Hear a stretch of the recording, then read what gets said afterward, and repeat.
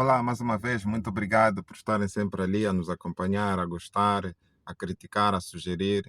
Vocês são a razão da continuidade do nosso empenho e da nossa presença aqui. O provérbio que eu trago hoje é o seguinte: Makwata mutfu, ngandfu, muchifumana, tchau. Makwata mutfu, ngandfu, muchifumana, tchau. Interpretando, nem sempre a fama é do protagonista.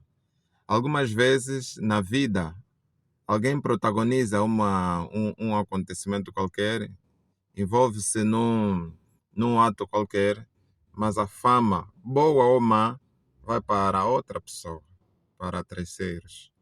Nós precisamos viver cautelosos, que algumas vezes nós podemos ter má reputação, resultado da ação de outras pessoas.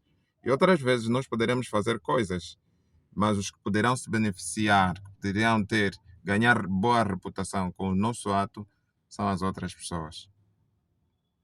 Isso não nos deve levar a um comportamento desviante. Pelo contrário, deve nos estimular a fazer bem. Porque existe, é possível. Makwata mutu, ngando, uelo muchufumana. Tchau. Espero terem gostado. Compartilhem, por favor, e sigam-nos. Até já.